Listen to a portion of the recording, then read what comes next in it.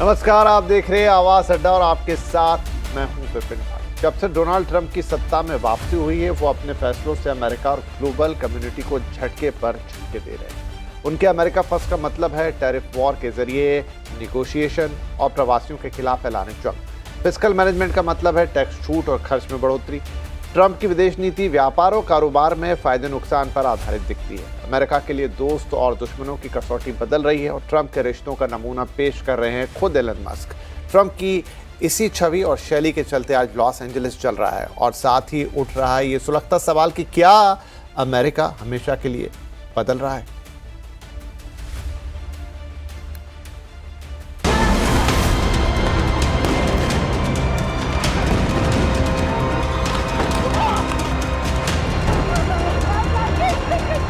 California का Los Angeles शहर जल रहा है। हॉलीवुड स्टूडियो से जगमग शहर एक बार फिर धुएं के गुबार में है।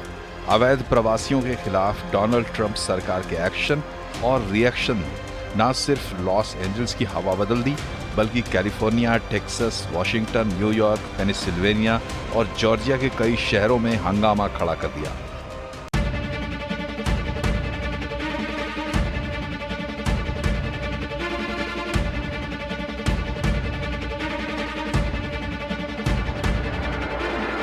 शुरुआत शुक्रवार 6 जून को अवैध प्रवासियों के खिलाफ फेडरल रेड्स के साथ हुई थी। संदिग्ध अप्रवासियों और प्रदर्शनकारियों की गिरफ्तारी से मामला बढ़ा तो बात टीयर गैस, रबर बुलेट और पेपर स्प्रे तक पहुंची। ट्रंप ने बिना कैलिफोर्निया प्रशासन को विश्वास में लिए विरोध कुचलने के लिए नेशनल गार्ड को लगा दिया, जो एक तरह से इस विरोध प्रदर्शन को अमेरिकी राष्ट्र के खिलाफ बगावत मान लेने जैसा है।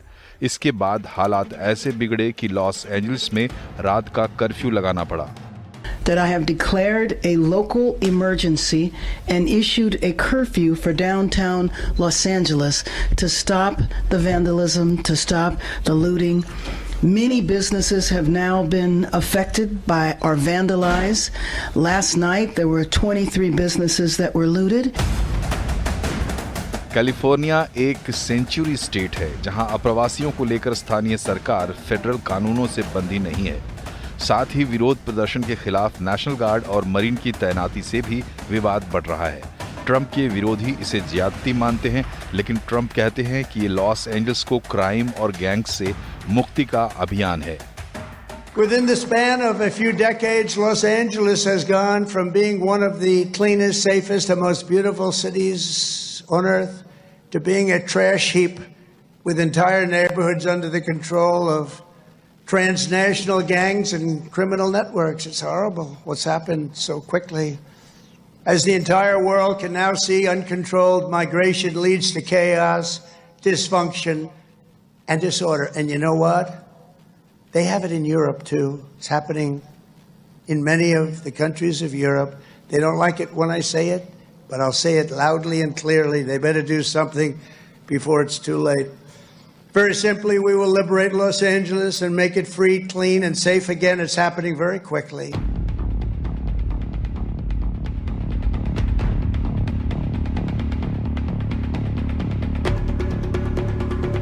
ये ट्रंप का अंदाज है। 25 जनवरी के बाद अनेक मौकों पर ट्रंप का ये अंदाज देखने को मिला है। एलन मस्क के साथ ट्रंप की दोस्ती और दुश्मनी, अमेरिका की यूनिवर्सिटीज पर सख्ती से लेकर ओवल ऑफिस में जेलेंस्की और रामाफोसा के साथ मीटिंग, कतर से ट्रंप को मिला लग्जरी जेट का गिफ्ट, सीरिया के प्रेसिडेंट अल सहारा को ट्रंप का एंडोर्समेंट। ट्रंप खास अंदाज में जो फैसले कर रहे हैं वो कई बार अमेरिका के पारंपरिक मिजाज ही नहीं, वहाँ के कानून और संविधान की सीमाओं को भी चुनौती देते हैं।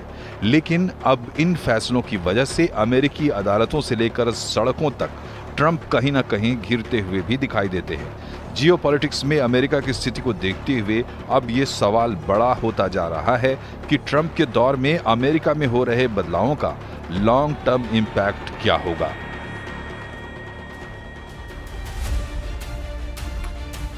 तो क्या ट्रंप बदल रहे हैं और साथ में अमेरिका भी? तो आइए इस चर्चा की शुरुआत कर रहे हैं। हमारे साथ हैं कुछ खास मेहमान। कार्यक्रम में जुड़ रहे हैं पूर्व डिप्लोमेट प्रभुदयाल साहब, foreign policy expert Swasti Rao, industry expert Sunil Subramaniam ji और द न्यू इंडियन की editor in chief Bharti Tikku Singh. आप सभी का बहुत बहुत स्वागत है। तो शुरुआत करते हैं प्रभुदयाल साहब बहुत छोटे से सवाल से, और वो है कि क्या डोनाल्ड ट्रंप अमेरिकी इतिहास के सबसे उज्बक राष्ट्रपति हैं? देखिए, डोनाल्ड ट्रंप एक ऐसे राष्ट्रपति हैं जिनको 2 बार इम्पीच करने की कोशिश की गई पहले टर्म में, और वो बारीकी डिफरेंस से बच गए, क्योंकि जो सेनेट में जितने वोट चाहिए थे वो नहीं मिले। और अब फिर इलॉन मस्क ने ही गुहार लगाई कि इनको इम्पीच करना चाहिए और कई चीजें कही इनके बारे में।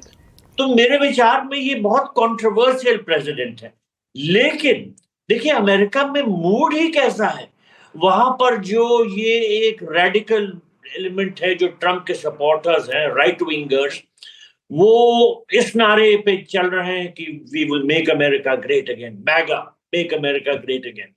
और ट्रंप भी उनके ही सपोर्ट से आगे बढ़ते दिख रहे हैं। अब देखिए, ट्रंप ने अपने इलेक्शन कैंपेन में कई चीजें कही थी, उसमें ये एक बहुत अहम बात थी कि वो इलीगल इमिग्रेंट्स पर बड़ी सख्ती करेंगे, उनको ढूंढ ढूंढ कर पकड़ेंगे और अपने जहां से आए वहां भेजेंगे।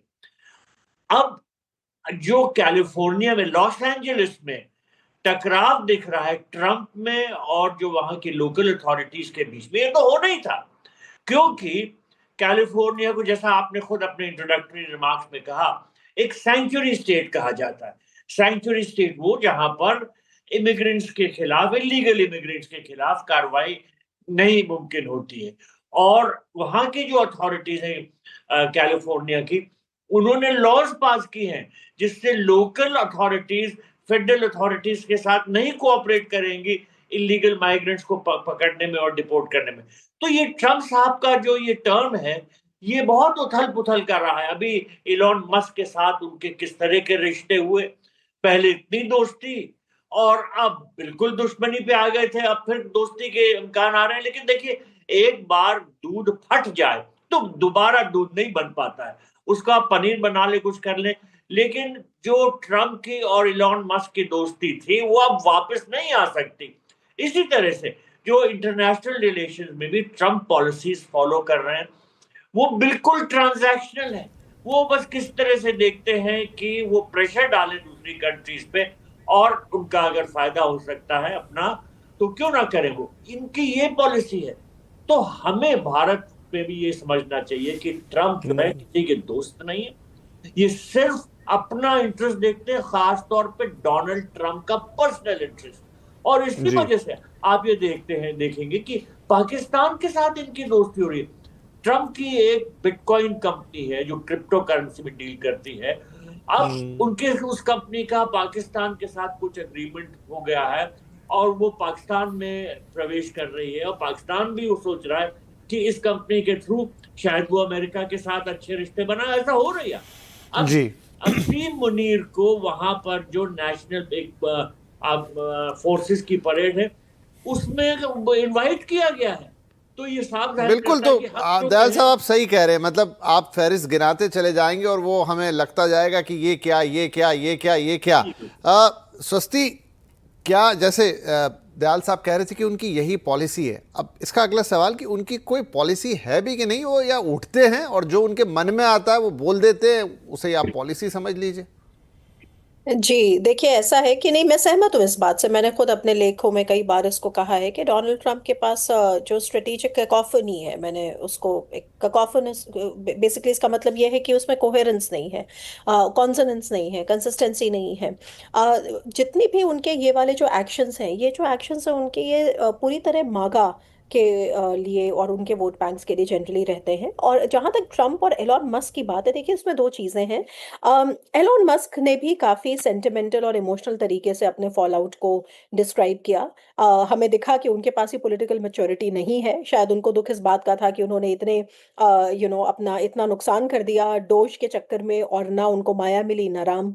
और क्योंकि उनके जो लॉन्ग टर्म कॉन्ट्रैक्ट्स हैं उनके स्पेस एक्स के, वो जरूर नासा के साथ हैं और वो नासा के लिए बहुत जरूरी है। हैं, इनफैक्ट इंडिस्पेंसिबल हैं, केवल ज़रूरी ही नहीं इंडिस्पेंसिबल है। स्पेशली जो ड्रैगन उनकी कैप्सूल है, वो एकमात्र कैप्सूल है अभी जिससे कि नासा अपने एस्ट्रोनॉट्स को अमेरिका से इंटरनेशनल स्पेस स्टेशन भेजता है। अगर वो नहीं रहे तो केवल सोयूज़ रह जाएगी जो रशियंस की है। तो अब इसमें बहुत सारी और भी पेचीदगियां हैं, लेकिन अगर कुल मिलाकर अगर आप देखेंगे कि जो टोटल कॉन्ट्रैक्ट्स रहे हैं अमेरिकन गवर्नमेंट की तरफ से एलॉन मस्क के पास, तो वो जो है वो 20 से 30 बिलियन डॉलर वर्थ के रहे हैं। ऐसे में एलॉन मस्क को वॉच करना चाहिए था। और दूसरा, डोनाल्ड ट्रंप तो जाने ही जाते हैं अपने कैकोफोनस स्ट्रेटेजिक थिंकिंग और नी जर्क जो रिएक्शंस है उनके चक्कर में। तो मैं बिल्कुल सहमत हूँ इस बात से कि जहाँ तक एलॉन मस्क की बात है, वो हमें दिख रहा था बहुत सारे लोगों का। इनफैक्ट जब ये फॉल आउट होना शुरू हो गया तब आपने गौर किया होगा कि कितने लोगों ने सोशल मीडिया पे लिखना शुरू किया कि इस म्यान में तो दो तलवारें नहीं रह सकती थी और ये फॉल आउट तो होना ही था और इस ब्रोमांस का तो अंत होना ही था। वो अलग बात है, लेकिन वो इतनी जल्दी हो जाएगा, पहली चीज। और दूसरा, उसका बेसिकली परिणाम क्या होगा। तो पहली बात, दोनों ही इसमें पार्टीज लूज करने के लिए हैं। अगर स्पेसएक्स के कॉन्ट्रैक्ट्स लूज होते हैं तो सबसे ज्यादा नुकसान नासा का होगा। और नासा को नुकसान केवल नासा का नहीं, बल्कि जो डोनाल्ड ट्रंप बार बार कहते रहते हैं कि वो चाइना के साथ एक लंबा गेम खेल रहे हैं, वो उस सब में चाइना का ही फायदा होगा। क्योंकि बेसिकली जो रेस है पूरी मून पे पहले जाने की और जो रिसोर्सेज है वहां तक जाने की, वो उनके हाथ से निकल जाएगी। और अभी नासा के पास टेक्नोलॉजी नहीं है, उतने लॉन्चेस करने की कैपेसिटी नहीं है। उल्टे एलॉन मस्क को नुकसान ये होगा कि एलॉन मस्क आज जिस स्थिति तक पहुंचे हैं उसमें व्हाइट हाउस और उसमें अमेरिकन जो पॉलिटिकल एस्टैब्लिशमेंट है उसका बहुत बड़ा रोल है। तो नुकसान दोनों का था। अच्छी बात है जल्दी एलॉन मस्क को समझ में आ गया। और मैं इस बात से भी सहमत हूँ, जैसे भी प्रभु दयाल साहब कह रहे थे, कि एक बार ये जो खटास पड़ जाती है उसके बाद उसकी गांठ रहेगी। तो मेरे ख्याल से वो टेम्परेट होगा अब थोड़ा सा दोनों का जो रवैया है। लेकिन जिस तरीके की दोस्ती की हम देख देख रहे थे बिल्कुल। मीडिया पे, वैसा हम शायद ना देखें। वो सही बात है कि वो हो सकता है उन्होंने माफ़ी मांग ली, दोनों के अपने अपने इंटरेस्ट है, लेकिन जो बात उससे पहले गलबैयाँ हो रही थी वो देखते हुए ना दिखाई दे। आरती जी, अब इसका थोड़ा एक दूसरा पहलू देखते हैं, वो ये कि डोनाल्ड ट्रंप के हो सकता है फैसले हमें बहुत उजबक टाइप, जो मैंने शब्द का इस्तेमाल किया, बहुत ऑकवर्ड, कोकोफोनी, ये मैम ने कहा, और बहुत वो दिखते हों, लेकिन क्या वो अमेरिका के हितों से अलाइन करते हुए फैसले हैं, या आगे पीछे अमेरिका को उसका परिणाम भुगतना पड़ेगा, चाहे वो उनकी विदेश नीति हो, चाहे वो उनका अपना घर हो, चाहे उनकी इंडस्ट्रियल पॉलिसी हो, चाहे वो टैरिफ्स वाली चीज़ें हों, ये सब आगे जाके अमेरिका को ट्रंप साहब की हरकतों का खामियाजा भुगतना होगा, या फिर सिर्फ हमें लगता है कि वो हरकतें अजीब सी कर रहे हैं, उनकी अप्रोच अलग है, बोलते बड़े अजीबोगरीब ढंग से हैं, कभी भी कुछ भी बोल देते हैं, लेकिन वो सब जा रहा है अमेरिका के हित में, इसलिए होने दिया जा रहा है। विपिन, बहुत क्रूशल सवाल आपने पूछा, लेकिन मुझे लगता है इसका जवाब बहुत ऑब्वियस सा है कि इनफैक्ट जो ट्रंप एजेंडा लेकर आए, इनफैक्ट उनकी पूरी प्रेसिडेंशियल कैंपेन में, और उनके जो क्रिटिक्स बोल रहे थे कि इमिग्रेशन को लेके बहुत ज्यादा एक डिस्कोर्स चला, लेकिन जो भी वो कर रहे हैं वो ऑलमोस्ट, मैं कहूँगी, सब प्रिडिक्टेबल है। वो सब उसी लाइन पे जा रहा है जिस एजेंडा से वो चुने गए। और ये समझना बहुत जरूरी है कि उनको चुना किसने। अमेरिका की इतनी बड़ी जनता ने जो मैंडेट दिया है, उसमें जब हम मागा की बात करते हैं तो वो कौन लोग हैं? वो बेशक इलॉन मस्क, जो बिलियनर, सबसे रिचेस्ट मैन दुनिया का, वो भी है, और वो जो रेड नेक एरिया से है, रेड नेक बेल्ट जो है अमेरिका का, जहां वर्किंग क्लास को ग्लोबलाइजेशन से बहुत ज्यादा फायदा नहीं हुआ और वो अपने आप को विक्टिम्स मानते हैं, जो ग्लोबलाइजेशन की वजह से चाइना का बहुत ही आर्थिक सुधार हुआ और इतना बड़ा पावर बना, इकोनॉमिक पावर बना, और कई सारी कंट्रीज ने ग्लोबलाइजेशन में फायदा उठाया।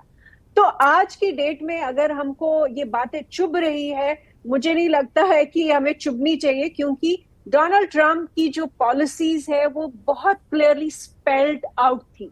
दूसरी बात ये कि प्रेसिडेंट ट्रंप का जो रवैया है अभी इलॉन मस्क को लेकर जो हुआ, अभी रिसेंटली जो हुआ, अल्टीमेटली, अगर इनफैक्ट मैंने उस दिन भी कहा था, मेरे एक्स पे ही कहा था कि ये तो सब ढोंग है। मुझे नहीं लगता है कि कोई मेजर कॉन्फ्लिक्ट इलॉन मस्क और डोनाल्ड ट्रंप के बीच में है।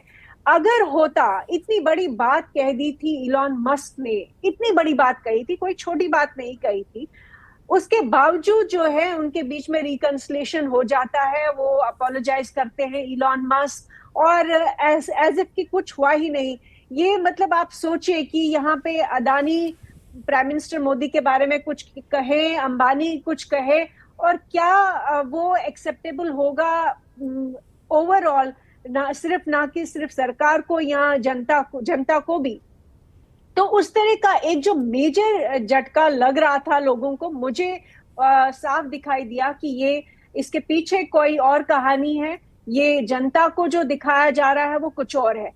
तीसरी बात ये कि अमेरिका अगर जो भी कर रहा है, वो टैरिफ को लेकर कर रहा है, वो कोई भी बिजनेस ट्रेड डील जो हो रही है कई सारे देशों के साथ, वो उससे ये समझ आ रहा है कि अमेरिका अपने आप को टेक्नोलॉजी का जो एडवांसमेंट हुआ है और आर्टिफिशियल इंटेलिजेंस का जो एडवांसमेंट उनके पास है, जिस तरह से हमने वॉर्स के बीच में हमने टेक्नोलॉजिकल सुप्रीमेसी देखी कई सारी कंट्रीज की, उस सब के लिए अपने आप को प्रिपेयर कर रहा है। वो एक नए दौर के अंदर अपनी प्री एमिनेंस जो है वो बरकरार रखने की पूरी कोशिश कर रहा है।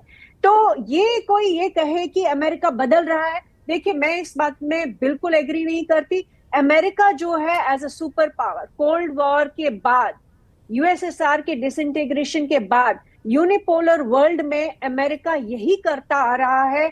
वो बराक ओबामा के टाइम पे हो, वो जॉर्ज बुश के टाइम पे हो, वो बिल क्लिंटन के टाइम पे हो, वो अभी प्रेसिडेंट ट्रम्प के अंडर हो रहा हो या बाइडेन के टाइम पे हो रहा है, लगातार इनकी पॉलिसीज यही रही है कि पूरी दुनिया पे में जो इन्होंने अपनी इंपीरियलिस्टिक पॉलिसीज है, एक्सपेंशन है या इन्फ्लुएंस है, उसको बरकरार रखा है। और उसमें कई सारे देशों का नुकसान होता है, कई सारे देश बेनिफिशरीज होते हैं, लेकिन ये जो एक नैरेटिव बनाया गया था ग्रेट अमेरिका और कितना सॉफ्ट पावर अमेरिका का, कि अमेरिका तो बहुत सबसे अच्छा सुपर पावर है, ये एक जो नैरेटिव चलाया गया हॉलीवुड के थ्रू, मीडिया के थ्रू, बड़े सारे मिलिट्री इंडस्ट्रियल कॉम्प्लेक्स के जो लॉबिस्ट है, उन्होंने जो नैरेटिव चलाया कि अमेरिका, अमेरिकन ड्रीम, जिसको अभी भी पूरी दुनिया में चाहे कितना ही केओस हो रहा हो, अमेरिकन ड्रीम। तो यही आरती, देखिए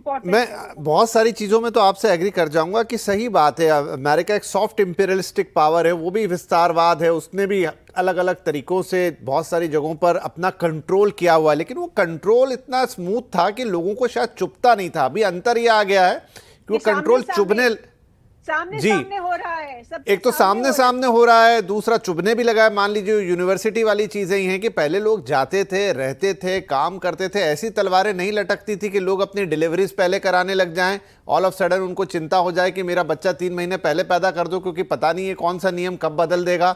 वो खड़े खड़े कह रहे हैं कि आपने एक लाइन क्रॉस कर दी है यहाँ पर और निकलिए इस देश से, आपने शराब पी के गाड़ी चला ली है, जो भी किया आपने, कैंपस में गाली बक दी, तो आपको देश छोड़ना होगा। ऐसी स्थितियां पहले नहीं थी। खैर उस पर आते हैं दोबारा।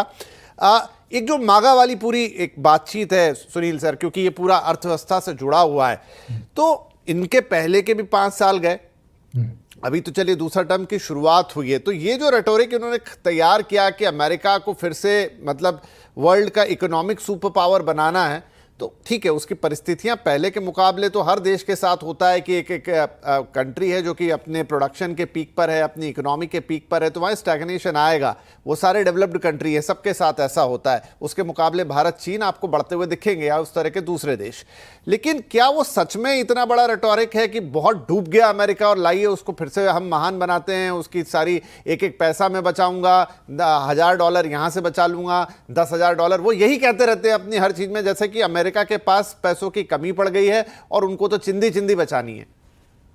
देखिए, पहली चीज हमें समझना चाहिए कि ट्रम्प किस तरह के व्यक्ति है। वो एक पॉलिटिशियन बिजनेसमैन है, यानी वो अपने पॉलिटिकल कॉन्स्टिट्यूंसी को अच्छी तरह समझते हैं और एक बिजनेस की तरह उस कॉन्स्टिट्यूंसी को पैंडर कर रहे हैं। क्योंकि जो जैसे अभी कहा था स्पीकर्स ने, पॉलिटिकली ये सब एक्सपर्ट्स है, तो मैं सहमत हूँ उनको जो कह रहे थे, मगर जो रस्ट बेल्ट की बात की थी, वहां पे जो ऑटो इंडस्ट्री की नौकरी चली गई, ये मागा इसलिए इस्तेमाल कर रहे हैं as a method to tell them कि मैं कुछ कर रहा हूँ। कुछ असलियत में वापस ऑटोमोबाइल मैन्युफैक्चरिंग अमेरिका में कॉस्ट डिफरेंशियल में आकर कोई वो ऑटोमोबाइल खरीद सकता है? ये नामुमकिन है। ये क्या है कि अमेरिका जिस चीज में स्ट्रांग है, जैसे डिफेंस इक्विपमेंट, एडवांस डिफेंस, उसमें शायद आगे बढ़ सकती है। मगर ये जो ऑटो इंडस्ट्री और इन सब इंडस्ट्री, लो कॉस्ट मैन्युफैक्चरिंग जो चीन में, जापान में, इंडिया में, ताइवान में सभी जगह हो रहा है, उसको रिप्लेस नहीं कर सकते। सिंपल सी बात है, उनकी पर कैपिटा इनकम है $85,000। चीन का 13,000 है, इंडिया का 3,000 से कम है। ये कब का कब ये कॉस्ट डिफरेंशियल कौन बेयर करेगा? American population. बिल्कुल नहीं हो सकता है। तो ये मागा का जो उन्होंने रिटोरिक बनाया है, वोट बैंक के लिए है। ये वोट बैंक पॉलिटिक्स है। मगर एट द सेम टाइम दो और चीज मैं सामने बता रहा हूं। क्या है कि बात ऐसी है कि जैसे आपने हिस्ट्री में पढ़ा होगा, एथेंस और स्पार्टा के बीच जो झगड़ा हुआ कई हजारों साल पहले, क्योंकि वो उभरता हुआ पावर था। स्पार्टा और एथेंस को लगा कि ये थ्रेट है, इसलिए वो वॉर शुरू हुई थी और वो सबसे बड़ा लंबा वॉर था इसके कारण। वैसे ही अमेरिका को आज थ्रेट है चीन से। देखिए 10 साल के अंदर चीन अमेरिका के जीडीपी को ओवरटेक कर लेगा। ओके, तो ये चीन में जो उभरता हुआ चीन है वो बिगेस्ट थ्रेट है। अभी कोल्ड वॉर के टाइम में यूएसएसआर था उनका मेन ओपोनेंट, अब चीन है। तो उनको कंट्रोल करना है, पॉलिटिकली रिक्वायरमेंट अमेरिका का। और तीसरी बात, ये होल टैरिफ के चक्कर में ये मागा को बताकर उनकी मकसद एक ही है कि कुछ ना कुछ टैरिफ लगाए तो बेनिफिट किसको आता है? अमेरिकन फिस्कल डेफिसिट को। अगर समझिए उनकी $3 ट्रिलियन की टोटल इंपोर्ट्स है, और अगर समझिए कि 20% का एवरेज टैरिफ बनता है तो $600 billion revenue per year America को बन जाएगा। तो अल्टीमेटली वो एक बिजनेसमैन है। देखिए आप, इसलिए वो चाइना के ऊपर पॉज डाल दिया, 90 डे पॉज ला रहे हैं। तो अल्टीमेटली ये मेरा मानना है कि क्रिसमस न्यू ईयर के अंदर ज्यादातर देश, शायद चीन को और वक्त लगेगा, ये बीटीए डील साइन कर लेंगे। बीटीए डील हर देश के साथ साइन करके कुछ एक म्यूचुअली अग्रीड टैरिफ कराएंगे और उसको सॉल्व करेंगे।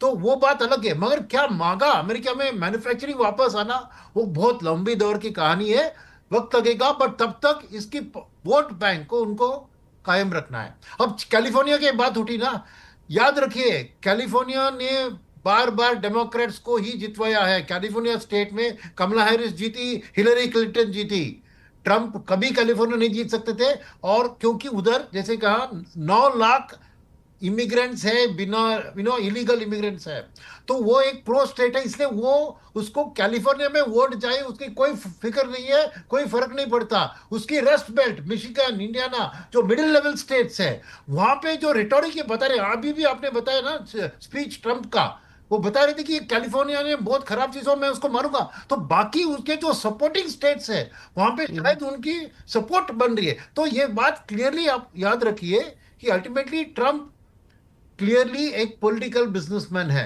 जो भी चीज करते हैं वो हलचल क्रिएट करते हैं ताकि उसको बेक डील उसके सपोर्ट में आ जाए, चाहे वो पर्सनल डील हो, जैसे दयाल जी ने कहा पाकिस्तान की वो बिटकॉइन के बारे में, या अमेरिका के लिए डील। मगर अल्टीमेटली वो डील करके रहेंगे। तो मेरा है कि ये unpredictability is the most predictable thing about Trump, right? वो डिलिबरेटली उसको एक चाल की तरह, एक अस्त्र की तरह यूज करते हैं और वापस लेते हैं। उसको कोई ईगो नहीं है, वो सॉरी कहना है कर देते हैं, वापस लेते कुछ भी कर लेंगे। तो मेरा मानना है कि हमें अंडर एस्टिमेट नहीं करना चाहिए डोनाल्ड ट्रंप को कि ये सब हलचल क्रिएट कर रहे हैं, बट अल्टीमेटली वो अपने वोट बैंक का ख्याल रखेंगे और डील्स को भी क्लोज करेंगे। जिस तरह से वो कहेंगे कि एप्पल को आप $500 बिलियन का फैक्ट्री सेटअप कीजिए, खाली पीआर के लिए, तो अमेरिकन उसके वोट बैंक को बताएं, देखिए टिम कुक ने यहाँ प्लांट सेटअप कर दिया, मैसाचुसेट्स सॉन ने यहाँ $500 बिलियन का कमिटमेंट कर दिया। तो ये एक पॉलिटिकल पीआर काम है जो उसके वोट बैंक के लिए कर रहा है। मगर अल्टीमेटली मेरा मानना है कि अमेरिका ये न्यू रियलिटी में चीन को कंट्रोल करने की कोशिश करेगी पॉलिटिकली, इसलिए वो कॉड भी फॉर्म किया है कि चीन को की उभरता हुआ पावर को वो कंट्रोल करने की कोशिश करेंगे। बट चीन के साथ भी वो बीटीए डील साइन करेंगे। जी नहीं, बात बिल्कुल आपकी सही है। चीन ने जिस तरीके से धीरे धीरे, चाहे वो पूरा अफ्रीका हो, चाहे वो पूरा प्रशांत महासागर, मतलब हर तरीके से स्ट्रैटेजिकली, बिजनेस, डिफेंस, बहुत क्लोज चला गया है वो अमेरिका के, और 10 साल या मे भी उससे कम समय में भी हम कुछ वर्ल्ड ऑर्डर बदलता हुआ देख लें तो बहुत आश्चर्य नहीं होगा, क्योंकि ज़्यादा खबरें या ज़्यादा बातें हम चीन की करते नहीं उस लिहाज से, हम सिर्फ वहाँ से लड़ाई झगड़े या बॉर्डर कॉन्फ्लिक्ट की बात करके रुक जाते हैं दयाल साहब। लेकिन अगर ये चीन वाला ही एंगल हम पकड़े, आज ये जो पूरा एशिया है इसे कंट्रोल करने के लिए, चीन को कंट्रोल करने के लिए, क्योंकि आप तक डिप्लोमेट भी हैं, इंडिया ज़्यादा इम्पॉर्टेंट है या पाकिस्तान जैसा देश ज़्यादा इम्पॉर्टेंट है? जो इंडिया पाकिस्तान फेस ऑफ में ट्रंप साहब का फेस आया, ठीक है उन्होंने हो सकता है दोनों देशों के बीच में एक सीज फायर करा दिया, लेकिन उन्होंने उसका जैसा इस्तेमाल किया, जैसा बार बार उसका गाना गाया और जिस तरीके से गाना गाया उन्होंने, जिस तरीके से मतलब वो उन्होंने इंडिया पाकिस्तान को ऑलमोस्ट, अगर मैं जितनी समझ रखता हूं, भारत और अमेरिका के जो रिश्ते थे और दोनों के बीच में जो एक अंडरस्टैंडिंग बनी थी उसको ऐसा लगा कि 40 साल पीछे धकेल दिया। उन्होंने कहा दोनों देश महान है, दोनों के पास ग्रेट लीडरशिप है, दोनों का ये है, मतलब जैसे भारत और पाकिस्तान में तो अंतर ही खत्म कर दिया, और अमेरिका का राष्ट्रपति है वो ऐसे चलते फिरते ये बात कैसे कह सकता है? देखिए, ये वही डोनाल्ड ट्रंप है जिन्होंने जनवरी 2018 में ये कहा था कि अमेरिका ने पाकिस्तान को $33 बिलियन दिए और जवाब में पाकिस्तान ने सिर्फ झूठ और फरेब दिया है। Pakistan only gave back lies and deceit. वही डोनाल्ड ट्रंप है, वो आज पाकिस्तान को कह रहे हैं बहुत अच्छा देश है, बहुत बड़ा देश है, वहां की लीडरशिप बहुत महान है, और पाकिस्तान के साथ बड़े नजदीक संबंध बनाने की कोशिश कर रहे हैं। और जैसा दूसरे स्पीकर ने कहा, ट्रंप की पॉलिसीज उनके पर्सनल इंटरेस्ट से बहुत कनेक्टेड होती हैं। अब चीन की बात, चीन को उन्होंने इतना बड़ा बुरा भला कहा और 125% टैरिफ लगा दिए, चाइना ने भी बड़ी हाई टैरिफ लगाए 100%। आज शाम की खबर है कि चीन और अमेरिका में अब एग्रीमेंट हो गया है, ट्रेड डील हो गई है, और डोनाल्ड ट्रंप ने अनाउंस कर दिया है कि हम जल्दी साइन कर लेंगे और जो भी इख्तलाफात से खत्म। तो किस तरह से ये अपना रुख बदल लेते हैं और इनकी जो पॉलिसीज हैं किन फाउंडेशंस पे चलती हैं, ये कभी कभी बहुत मुश्किल होता है इनका अंदाज लगाना। अब इनकी पॉलिसीज भारत के प्रति क्या है? देखिए, ट्रंप हर कंट्री को एक तरह से मार्केट के तरह देखते हैं।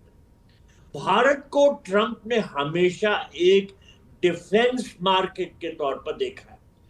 इंडिया जो है वो वर्ल्ड का बिगेस्ट इंपोर्टर है डिफेंस इक्विपमेंट का, अमेरिका बिगेस्ट एक्सपोर्टर है। अमेरिका चाहता है कि हम उनसे ज्यादा से ज्यादा डिफेंस इक्विपमेंट खरीदें, यानी अमेरिका से। हम चाहते हैं कि मेक इन इंडिया, हम आपसे हथियार लेंगे, वेपन सिस्टम लेंगे, लेकिन उसके साथ हमको टेक्नोलॉजी दीजिए। बात इस पर रुक जाती है क्योंकि ट्रंप जो है वो ट्रांसफर ऑफ टेक्नोलॉजी के फेवर में नहीं है। अब आगे का रास्ता क्या है? देखिए, कुछ रुकावटें आई हैं जिसकी वजह से आज वो ट्रंप नहीं है जो कि हमको 3-4 महीने पहले सुनाई पड़ रहे थे। मोदी जी को कहा माय ग्रेट फ्रेंड वगैरह, आज जो है ये कुछ दूसरा राग गा रहे हो, पाकिस्तान और इंडिया को हाइफोनेट कर रहे हैं और हर तरह से कोशिशें कर रहे हैं कि पूरी सब कॉन्टिनेंट में ऐसी पॉलिसी हो ताकि वो अमेरिका का दबदबा बनाए। चीन को जहां तक रोकने की बात है, देखिए वो एक गेम प्लान हमेशा कहते हैं, we want to counter China, contain China. अब चीन के साथ बिहाइंड द सीन्स उनकी क्या डीलिंग्स होती हैं वो दूसरी बात है, और उस संबंध में पाकिस्तान एक रोल प्ले करता है और कर रहा है, क्योंकि पाकिस्तान के जो अमेरिका के साथ जो नए ताल्लुक बन रहे हैं उसमें चाइना एक फैक्टर है। अमेरिका चाइना के साथ जो डील्स करता है उसमें वो पाकिस्तान का इस्तेमाल कर रहा है, ये बात अब काफी साफ हो गई है। अब इसके अलावा देखिए, जो पुतिन के बारे में एक टाइम पे डोनाल्ड ट्रंप ने कहा वो कैसे बदल गए, उनको क्रेजी भी कह दिया बाद में। तो ट्रंप किस तरह की बातें करते हैं वो वक्त बदल जाता है, और उसके अलावा वो ये कभी नहीं स्पष्ट करते कि उनकी असली पॉलिसी क्या है।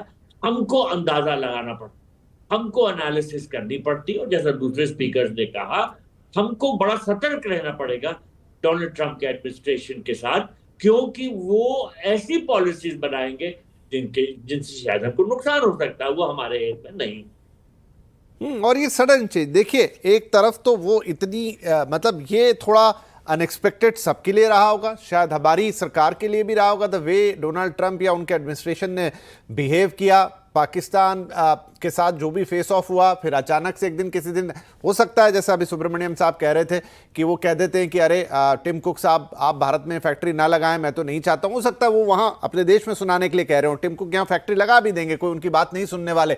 फिर भी जो बाकी चीजें हैं, चाहे आप यूएन में वो पर्टिकुलर एक सीट की बात कर ले, उसका भी मैं पीछे से मैकेनिज्म समझ लूं, लेकिन ओवरऑल स्वस्ति जो बार बार ये चीजें बोल रहे हैं, कह रहे हैं, कर रहे हैं, और इनफैक्ट अभी जो हमारे फाइटर प्लेन्स आ गए, हमारी बहुत सारी डीलिंग्स हैं और इंडिया इसके लिए ओपन है कि भाई वो जो हमें, जैसे अभी दयाल साहब बता रहे थे, अमेरिका के साथ दिक्कत है कि टेक्नोलॉजी देने के लिए तैयार नहीं, इंडिया कहता है टेक्नोलॉजी लाइए और बिल्कुल आपको देनी पड़ेगी, रशिया या कोई और देश देने के लिए तैयार है, हम उससे खरीदेंगे। लेकिन क्या वो इस बात पे इतनी बाह मरोड़ेंगे कि वो सारी चीजों को न्यूट्रलाइज कर देंगे? आई थिंक 2-3 हफ्ते पहले की बात है, उनके कॉमर्स सेक्रेटरी, उनका मैं नाम भूल रहा हूं, लेकिन उन्होंने साफ कहा कि हम नाराज थे थोड़े, क्यों? क्योंकि आपने हमसे नहीं लिया, रशिया से ले लिया, और अगर आपको हमारे साथ आगे बढ़ना है तो आपको हमसे डिफेंस इक्विपमेंट खरीदने होंगे। इतनी खुली बात कभी नहीं आई अमेरिका की तरफ से। तो विपिन, इसमें बहुत सारी बातें हैं। पहली बात ये कि डोनाल्ड ट्रंप ने ही नहीं कहा है। देखिए, जो मेन भारत को जिसमें चिंता करने की बात है वो डोनाल्ड ट्रंप के स्टेटमेंट्स को लेकर नहीं। I think we are way too obsessed with Donald Trump, और डोनाल्ड ट्रंप अपनी हर बात को 4 दिन बाद बदल देते हैं। तो अब इसमें कोई नई बात नहीं है। और एक बहुत अच्छी बात यहाँ पर एक एक्सपर्ट ने बोली कि अनप्रेडिक्टेबिलिटी ही उनका पैटर्न है, तो now his unpredictability should not surprise us. What worries me Vipin is something else. देखिए, ऐसा है कि आपने भी अगर पिछले एक दिन में, जो पिछला एक ये मतलब परसों की रात और कल आज दिन में जो आपने कुछ स्टेटमेंट सुने होंगे, जैसे पॉल कपूर से, तो पॉल कपूर जो है वो अभी नॉमिनेट हो रहे हैं और ट्रंप साउथ एशिया में के बड़े हैवी वेट जाने चाहते हैं। आप उनके स्टेटमेंट्स देखिए, वो केवल डोनाल्ड ट्रंप की बात नहीं है। वो कह रहे हैं खड़े होकर कि इफ कंफर्म्ड मैं परस्यू करूंगा सिक्योरिटी कोऑपरेशन विद पाकिस्तान, जहां अमेरिका का इंटरेस्ट है। एक टॉप अमेरिकन जनरल कह रहा है कि पाकिस्तान जो है वो उनका बहुत बड़ा पार्टनर रहा है काउंटर टेररिज्म में, और टाइज विद पाकिस्तान के लिए वो मतलब इंडिया के साथ टाइज के चक्कर में पाकिस्तान के साथ टाइज को वो नजरअंदाज नहीं करेंगे। तो ये वहां पर आपको डोनाल्ड ट्रंप नहीं, आपको कहीं ना कहीं एक अमेरिकी रुख में जो ये चेंज है ये बड़ा ऑब्वियस है। और अगर हम इस राइटिंग ऑन द वॉल को नहीं पढ़ें, और जैसा कि दयाल साहब कह रहे थे कि हम अगर उसके लिए सही समय पे प्रिपरेशन नहीं करेंगे तो we are going to be caught on the wrong foot. ये बात बिल्कुल सही है, और ये बात सब लोगों के जो प्रेडिक्शंस थे उसके कहीं ना कहीं अगेंस्ट है कि वही डोनाल्ड ट्रंप जिन्होंने क्वाड में एक नई जान फूंकी, इंडो पैसिफिक के पूरे कॉन्स्ट्रक्ट में एक जियोपॉलिटिकल एक तेजी लेकर आए, वो ही आज के टाइम पे इस तरह की बात कर रहे हैं। तो जरूर यहाँ पे थोड़ा वरी करने की जरूरत है। मैं ऐसा नहीं कहूंगी कि नहीं, डोनाल्ड ट्रंप की बातें तो हर 4 दिन पे बदलती रहती हैं, बहुत सारी कंसिस्टेंटली ऐसी चीजें हमको दिखती हैं जहां पर हमें ये वरी करना चाहिए। जहां तक ट्रेड डील की बात है, देखिए भारत ने अपनी तरफ से बहुत कंसेशंस किए हैं, लेकिन अभी जब, और आप जिनको रेफर कर रहे थे जो उनके टीम के, वो स्कॉट बेसेंट उनका नाम है, जिन्होंने कहा था कि उनको इंडिया जो है वो रशिया से वेपन्स खरीदता है।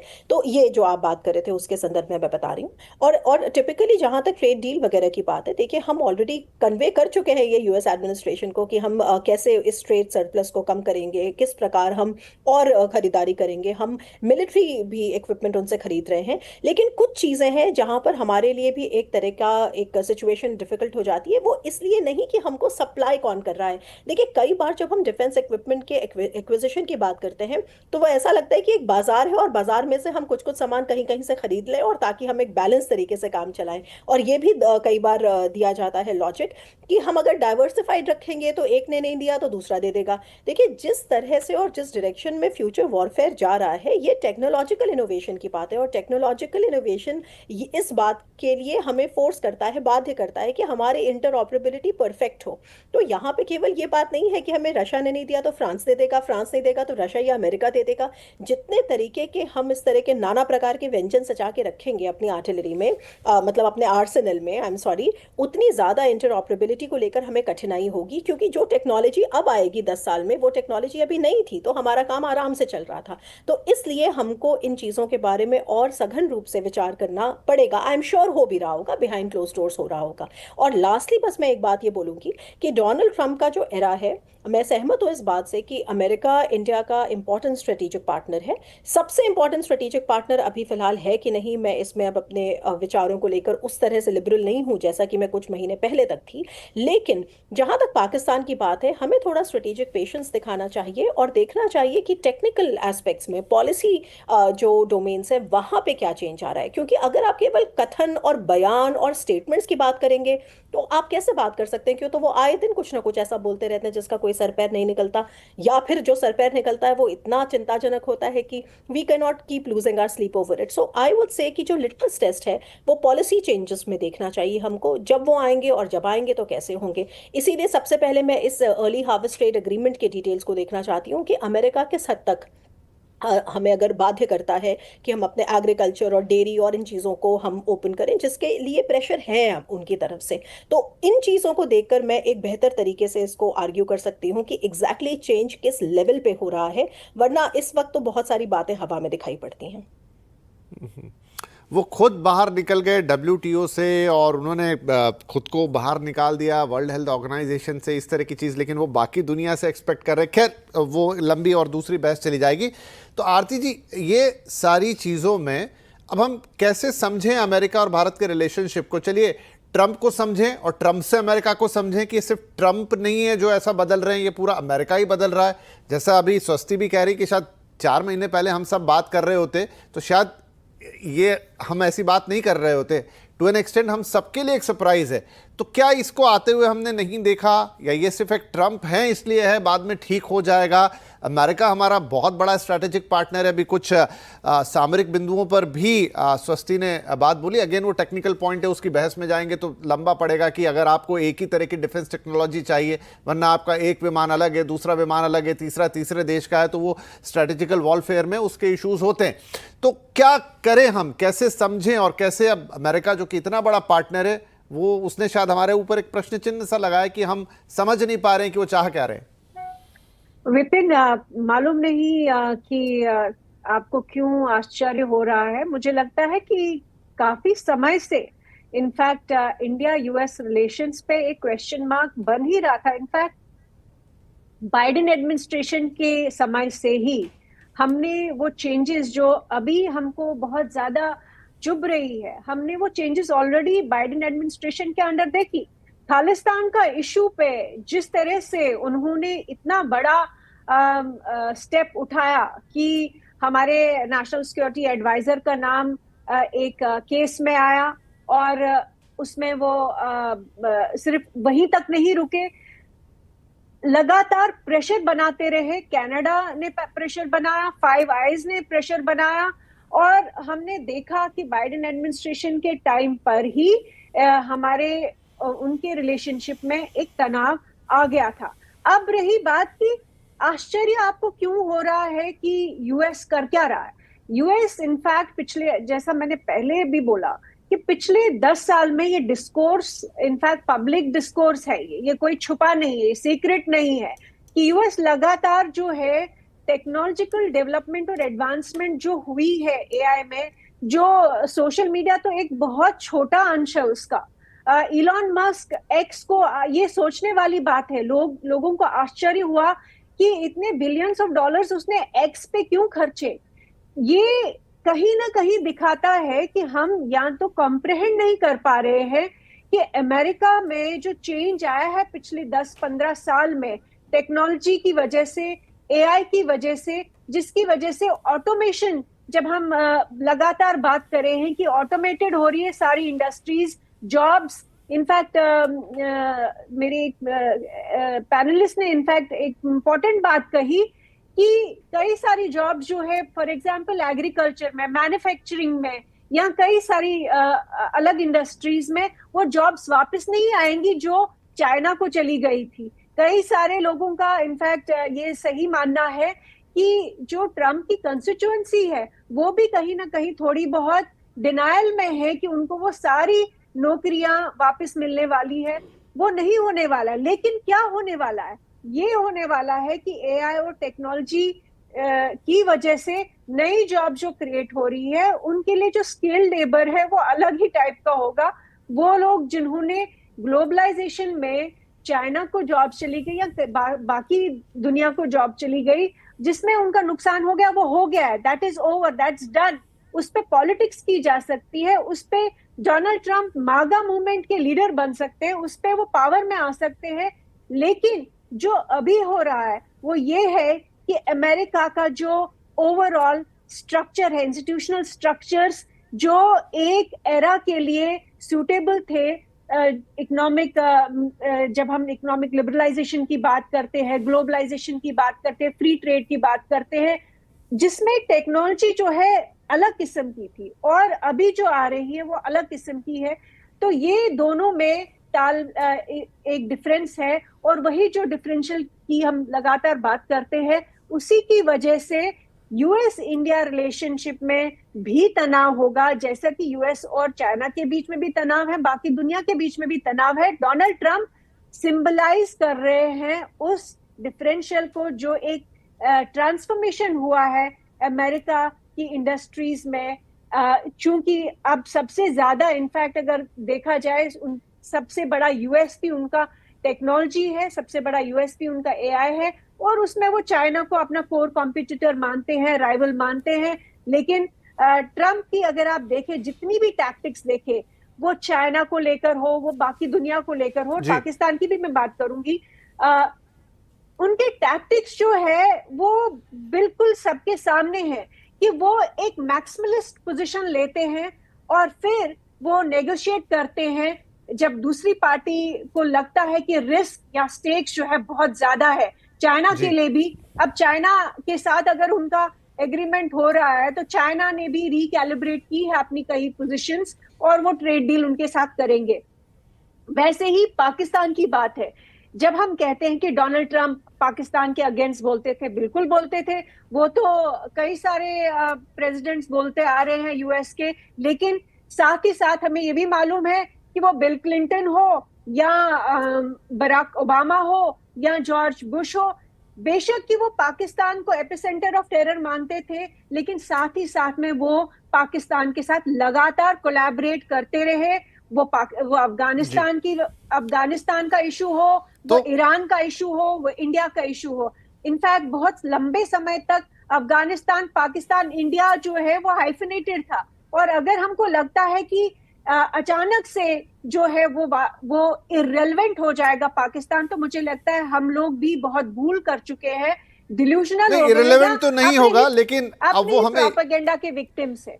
ठीक है, इररिलेवेंट तो नहीं होगा, आपकी बात बिल्कुल सही है और वो नोटिस भी की जा सकती कि हमेशा पाकिस्तान उनको भले ही वो 50 बातें कहें, उसे एपिसेंटर ऑफ टेरर माने, लेकिन उनके लिए एक स्ट्रेटेजिक लोकेशन है एशिया में और वो उसको भुनाते भी हैं, उसको कंसिडर भी करते हैं।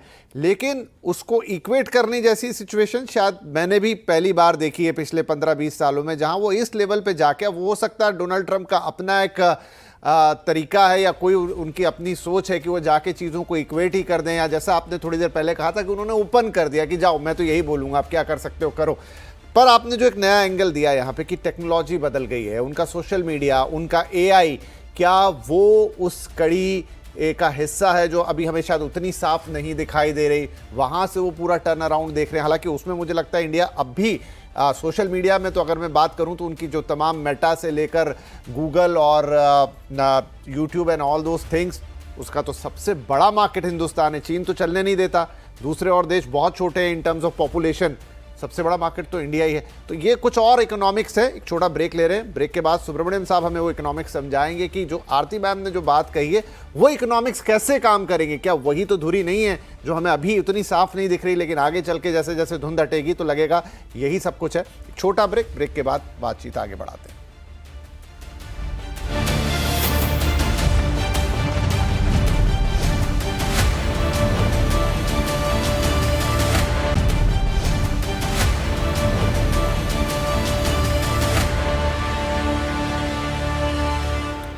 Welcome back. आवाज अड्डा में आज बात हो रही है डोनाल्ड ट्रंप की, उनके ओवरऑल बिहेवियर की, उनकी पॉलिसीज की और उस बहाने अमेरिका की और भारत पर उसके पड़ते इम्पैक्ट की और उन संबंधों की। तो ब्रेक से पहले काफ़ी सारी बातें हुई, अब क्विकली कुछ बातें करेंगे क्योंकि यहाँ समय कम रहता है, इसलिए जल्दी जल्दी करते हैं। तो सुब्रमण्यम साहब, जो आरती जी ने कहा कि एक फिनोमेना है कि वहाँ टेक्नोलॉजी कंपनी, चाहे उनका सोशल मीडिया और ये, क्योंकि वो बहुत बड़े पैमाने पे पूरी दुनिया में फैला है और सबसे ज़्यादा बड़ा बेस तो हिंदुस्तान में ही है, और उनका एआई जिस पे उन्होंने बिलियंस ऑफ डॉलर्स खर्च किए हैं, और अब वो उसके इर्द गिर्द नए जॉब्स और ये सब ढूंढ रहे हैं। तो जो हम देख रहे हैं कि डोनाल्ड ट्रंप की बहुत सारी पॉलिसीज जहां पर वो वीज़ा को टफ बना रहे हैं स्टूडेंट्स के लिए, वहां पे नौकरी करने को टफ बना रहे हैं, क्या यही पीछे से चल रहा है कि एटलीस्ट जो न्यू एज जॉब्स हैं उसमें अमेरिकन को मौका मिले, और बाकी लोग जो बहुत सारे टेक्नीशियन इंडिया से जाते हैं, बहुत सारे इंजीनियर्स इंडिया से जाते हैं या दूसरे देशों से भी आते हैं, अब उस पर एक हद तक की लगाम आए? नहीं नहीं, मैं नहीं मानता हूँ ये। आई थिंक ये आप समझिए, ये गूगल, एआई, एप्पल, जो भी नाम लिया, उस सब में 60 to 70% इंजीनियर्स इंडियंस है। ओके जो अमेरिका में काम कर रहे हैं। तो ऐसा नहीं है कि, देखिए, ये तीन तरह की है, इकोनॉमिक पॉलिटिक्स है, वो याद रखिए। क्या है वो भी, अमेरिका की मुसीबत को सोचिए ना, क्या है वो कि इतने दिन से, बिकॉज उनकी स्टैंडर्ड ऑफ लिविंग बहुत बढ़ती गई, कॉस्ट ऑफ प्रोडक्शन बढ़ती गई, वो चीन से विदाउट एनी चॉइस पिछले 20-30 साल से चीन से खरीदारी करें, क्योंकि डिफरेंशियल लेबर कॉस्ट था। अमेरिका में लेबर कॉस्ट मैन्युफैक्चरिंग का $30 पर आवर है, कि चीन में $4.25 पर आवर है, राइट। तो ये एडवांटेज चीन उठा रहा था, और वो सस्ते में प्रोडक्ट्स को बनाकर अमेरिका में बेच रहा था। अब इसमें दो बात है, एक, अमेरिका की कुछ नौकरियां चली गई क्योंकि चीन में वो मैन्युफैक्चरिंग हो गई। सेकेंड चीज क्या थी कि ये जो प्रॉफिट मार्जिन था वो पूरा चीन के हाथ में था। तो ट्रंप का इसमें अप्रोच क्या है, वही अमेरिका का अप्रोच, मैं ट्राली ट्रंप की बात नहीं कहूं, अमेरिका का अप्रोच क्या है कि फर्स्ट इज, उनको पता है कि ये लो कॉस्ट जॉब्स को वापस उधर नहीं लिए जा सकते हैं, मगर ये एआई वाली जो हाईटेक वाली बात है, वहां पे शायद न्यू जॉब्स अमेरिका में क्रिएट करने की कोशिश करेंगे। सेकंड, डिफेंस जैसे हाई एंड मैन्युफैक्चरिंग में, जहां पे हाई कॉस्ट ऑफ लेबर भी सपोर्ट कर सकता है, उसकी प्रोडक्शन को बढ़ाने की कोशिश करेंगे through exports to countries like India, America, Pakistan, जहां भी है, क्योंकि वो इंडस्ट्री उधर जॉब क्रिएटिंग इंडस्ट्री है। मगर at the same time American companies की भी प्रोडक्शन कैपेसिटी हाई है, और जो हाई वैल्यू प्रोडक्ट्स है उनके लिए उनको मार्केट चाहिए, जैसे हार्ली डेविडसन बाइक। तो यहां पे स्थिति आप यो सोचिए कि ये इकोनॉमिक्स ऑफ पॉलिटिक्स कैसे बनता है। तो फर्स्ट थिंग इज कि उनको चीन से इतना डिपेंडेंसी कम करना है, वो फर्स्ट बात है। सेकेंड, अमेरिका से कुछ प्रोडक्ट्स बन के उतने चीन में नहीं बिकते, क्योंकि एप्पल की आईफोन उधर बिकती है, मगर वो चाइना में ही प्रोड्यूस करके उधर बिकती है, राइट। तो चीन अब उनके लिए उतना बड़ा market from produce from America to sell in China नहीं है। अब इंडिया की हालत सोचिए, इंडिया में क्या है, India is a huge market. अब इंडिया का middle class largest middle class in the world है, और वी आर बिकमिंग फास्ट, हमारी के शेप रिकवरी करें क्या, हमारे अमीर लोग और अमीर बन रहे हैं, यानी we have now the capacity कि significant proportion 10% 20% of the population वो महंगी प्रोडक्ट्स खरीद सकते हैं। तो इंडिया अमेरिकन के लिए बहुत बड़ा मार्केट है, ये याद रखिए। सेकेंड, इंडिया के पास अब लो कास्ट लेबर बहुत सारे हैं, क्योंकि अगले 20 साल में इंडिया में 15 करोड़ लोग वर्किंग एज ग्रुप में अंदर घुस रहे हैं, वेरस चीन में 11 करोड़ लोग बाहर निकलने वाले हैं। तो सप्लाई ऑफ लेबर इंडिया के पास ही है, number one. Cost of labour की बात करें मैन्युफैक्चरिंग में, चीन में मैंने कहा $4.25 है, इंडिया में $1.50 पर आवर है मैन्युफैक्चरिंग लेबर कॉस्ट। तो कॉस्ट एडवांटेज भी है। मगर क्या है कि हम जो बीटीए करते हैं अमेरिका के साथ, तो डील ऐसी होगी कि अमेरिका अपने हाई एंड प्रोडक्ट्स को इंडिया में परमिशन सीक करेगी without India putting a tariff on those products. At the same time India का लेबर ओरिएंटेड प्रोडक्ट्स को हम कोशिश करेंगे कि अमेरिका में बेचा जाए, जो अमेरिका में कभी नहीं बन सकती, बिकॉज उनकी लेबर कॉस्ट 15 गुना ज्यादा है इंडिया से, हमारी 1.5 है, उनका 30 है, राइट। तो गठबंधन जो अग्रीमेंट होगा बीटीए में, वो इसी चीज को पॉलिटिकल रियलिटी में, मगर क्या है कि इसमें पॉलिटिक्स भी आती है ना, तो ओपनली ट्रंप ना मोदी एडमिट कर सकते हैं कि हमने ये हार दिया। इसमें एग्रीकल्चर की बात यहाँ उठी, और ट्रंप के लिए भी कुछ ऐसी बात होगी। तो जो डील आएगी वो इतनी एक मिक्स होगी, मगर दोनों का विन विन होगा, यानी अमेरिकन हाई एंड प्रोडक्ट्स को इंडियन मार्केट को ओपन करना पड़ेगा, और हमें लो कॉस्ट प्रोडक्ट्स हमको अमेरिका में ना। अब इसमें टैरिफ तो लगेगी कुछ ना कुछ, तो टैरिफ की बात होती है, जैसे मैंने कहा, टैरिफ के कारण वो थोड़ा वो प्रॉफिट मार्जिन जो इंडिया और चीन जैसे लो कॉस्ट लेबर कंट्रीज अपने हाथ में रख रही है, उसका हिस्सा मांग रहे हैं। ताकि अमेरिका की फिस्कल डेफिसिट कम हो जाए। तो मेरे ख्याल में ये सब जो हो रहा है, वो जो लॉस एंजलिस की बात छोड़िए, वो इंटरनल अमेरिका मैटर है, मगर ये टैरिफ की बात अल्टीमेटली एक बिजनेस प्रपोजिशन है जहां पे बार्गेनिंग पावर की एक झगड़ा हो रही है, और वो प्रॉफिट मार्जिन पूरे एक देश के हाथ में न जाए, शेयरिंग हो जाए। इसलिए मेरा मानना है कि कुछ एवरेज टैरिफ 20-30% तो लगेगा पूरी वर्ल्ड में, मगर at the same time markets open up होंगे दोनों तरफे। तो ये अल्टीमेटली जिस दिन हमारी बीटीए अनाउंस होती है वो बहुत जल्द हो जाएगी, मेरे ख्याल में 1 महीने 1.5 महीने के अंदर एक first part of the BTA हो जाएगी, तब ये सब साफ क्लियर हो जाएगा। और अमेरिका रियलाइज करता है कि India as an alternative to China as a manufacturing country, और India as an alternative to China as a market, ये दोनों इंडिया बहुत इंपॉर्टेंट है apart from the political Quad membership में चीन। तो मेरा मानना है कि इसमें इंडिया को ज्यादा फिक्र करने की जरूरत नहीं है। बाकी पहले से कहा कि कुछ डर है, ये पाकिस्तान की जो बात, आप इवननेस की बात करें, क्यों पाकिस्तान को हमारे साथ सेम लेवल पे बात करें, ये इंडिया को नेगोशिएटिंग टेबल पे एक वीक पोजीशन में लाने के लिए ऐसी बातें कर रहे हैं। अल्टीमेटली वो डील करने की कोशिश करेंगे इंडिया के साथ, एक अच्छी बीटी है। जी ठीक है। क्विकली ये कॉमर्स की बात हो गई। स्वस्ति, ये जो पूरा आर्म डील्स की बात है कि वो प्रेशर डाल रहे हैं हमारे ऊपर, इंडिया को क्या करना चाहिए? इंडिया को उस प्रेशर में आना चाहिए या फिर अपने हिसाब से अपनी टेक्नोलॉजी, अपने पार्टनर, अपने हथियार चुनने चाहिए? देखिए, बहुत इम्पॉर्टेंट बात यह है कि इंडिया की जितनी भी बात है ये बिल्कुल इट फॉल्स फ्लैट, क्योंकि जो हम चाइना प्लस वन डाइवर्सिफिकेशन को लेकर इतनी खुश होते हैं कि चाइना को काउंटर करने के लिए हमको इंडिया में मैन्युफैक्चरिंग और मार्केट दिखता है, अमेरिका को तो मार्केट तो दिखता है। आपने देखा, वो बता रहे थे बहुत अच्छी तरह की कैसे जो मतलब परचेसिंग पावर ज़्यादा हुई है लोगों की। प्रॉब्लम कहाँ है? मैन्युफैक्चरिंग में। देखिए, इंडिया से जो डाइवर्सिफिकेशन हो रहा था चाइना से, सो जो इन्वेस्टमेंट्स चाइना पे ना जाके बाकी देशों में जा रहे थे वो भारत नहीं आ रहे थे और नहीं आए हैं। तो हमारा एफटीआई अगर आप उठा के देखेंगे आंकड़े तो लोएस्ट है, ऑलमोस्ट नॉन एग्जिस्टेंट है इस समय, बहुत ही कम एफटीआई आ रहा है। क्यूमुलेटिव तो ऑफ कोर्स है, बट जैसे अगर आप उसको देखेंगे इन प्रोपोर्शन टू जीडीपी तो आपको दिखेगा कि बहुत बड़ा प्रॉब्लम है। उसके वजह से जो एफटीआई ना आने की वजह से, और उसके बाद जो पीएलआई स्कीम्स है, जो प्रोडक्शन इंसेंटिव, जो प्रोडक्शन लिंक्ड इंसेंटिव जो स्कीम्स हैं, वो नहीं ढंग से काम कर पा रही हैं। इसकी वजह से मैन्युफैक्चरिंग हब नहीं बन पा रहे हैं। अब ये सब कब होगा? उसके लिए इतने सारे इंटरनल रिफॉर्म्स करने हैं। तो असल में अगर हमको फोकस कहीं करना है तो वहां करना है, क्योंकि यहाँ पे बात केवल अमेरिका के बारे में हो रही है लगातार, लेकिन हमारे सबसे जो इंपॉर्टेंट एफटीएज अभी हमने जो 2 सक्सेसफुली साइन किए हैं वो यूरोपियंस के साथ किए हैं, जिसमें पहला यूके के साथ किया है, दूसरा हमने एफ्टा कंट्रीज के साथ किया है जो नॉन ईयू 4 कंट्रीज का ग्रुप है, और एक ईयू के साथ नेगोशिएट करें, हालांकि वो भी लंबी राम कहानी है सीबैम वगैरह को लेकर। तो पॉइंट ये है कि आप किसी भी एडवांस्ड इकोनॉमी के साथ अगर कोई एफटीए करते हैं या उनसे इन्वेस्टमेंट्स मांगते हैं या कोई इस तरह की ट्रेड डील करते हैं, तो उसका अंततः फायदा रियली अगर हमारे मैन्युफैक्चरिंग सेक्टर को अगर हमें मैच्योर करने के लिए चाहिए तो उसको हमें इंटरनल और डोमेस्टिक रिफॉर्म्स करने की जरूरत है। और इसकी कोशिशें बहुत की गई हैं पिछले 10 साल में, बहुत एम्बिशियस कोशिशें करी गई थी। इनफैक्ट मतलब it is a case study की कितनी बढ़िया कोशिशें थी, लेकिन उनका रिजल्ट हमने नहीं देखा। तो हमको कमर कस के पहले अपने ऊपर काम करना चाहिए, और बाहर जो है वो तो ऑफ कोर्स उसके लिए तो पूरा एक मंत्रालय लगा ही हुआ है।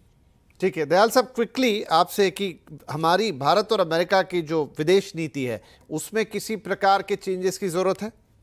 हमको पूरी तरह से अपनी फॉरेन पॉलिसी को एडजस्ट करते रहना होगा जिस तरह से रियलिटीज बदल रही हैं। देखिए, हमारे रीजन में, साउथ एशिया में बहुत बदलाव हुए हैं, और हम ये देख रहे हैं कि धीरे धीरे करके शायद हमारे दुश्मन बढ़ते जा रहे हैं। हमको सतर्क रहना होगा, और किसी भी मुसीबत से निपटने के लिए हमें अकेले तैयार रहना होगा कि उनसे हम निपट सकें। हम ये नहीं सोच सकते कि अमेरिका हमारी मदद करेगा या शायद रशिया हमारी कर देगा, लेकिन हमें शायद मदद मिले। अपनी पूरी ताकत पे हमको पूरा भरोसा रखना होगा और यकीन करना होगा कि किस तरह से हम अपनी फॉरेन पॉलिसी को एडजस्ट करते रहें ताकि दूसरे देश हमको समझे कि उनको हमसे जरूरत है। पूरी जो इंटरनेशनल रिलेशनशिप आजकल है वो नीड बेस्ड है, हमें इनसे क्या फायदा मिल सकता है, और इसके सबसे बड़े एग्जाम्पल डोनाल्ड ट्रंप है। आज जी, वो जी। कुछ कहते हैं, कल कुछ और कहते हैं। ठीक है बात दयाल तो साहब, आपको चूंकि कुछ मेरा नहीं, समय लेकिन समाप्त हो गया, लेकिन आपने एक बहुत बड़ी बात मार्के की बात ये कही कि आप दूसरों पे निर्भर होके चलें, वो वाला वक्त इस समय तो नहीं दिख रहा। ठीक है, आपके पॉलिसीज हैं, आप उसे एडजस्ट कीजिए अकॉर्डिंगली, अपनी नीड पहले देखिए, अपने आप को सशक्त पहले कीजिए। इनफैक्ट सृष्टि भी वही बात कह रही थी और सुनील साहब ने वही कहा और आरती ने भी वो बातों का जो क्रक्स निकाला वही कि आपको अपनी चीज़ों पे ज़्यादा एम्फेसिस करना होगा। आप एडजस्टेबल रखिए अपनी पॉलिसी को, और फिर वो आपके साथ थोड़ा टिट फॉर टैट कर रहे हैं तो आपके पास भी पॉइंट्स हों कि आप उन्हें अपने हिसाब से, अपनी चीज़ों के हिसाब से उन्हें थोड़ा या नहीं तो पूरा बनवा सके। बहुत धन्यवाद आप सभी महानुभावों का इस कार्यक्रम में शामिल होने के लिए। थैंक यू, नमस्कार।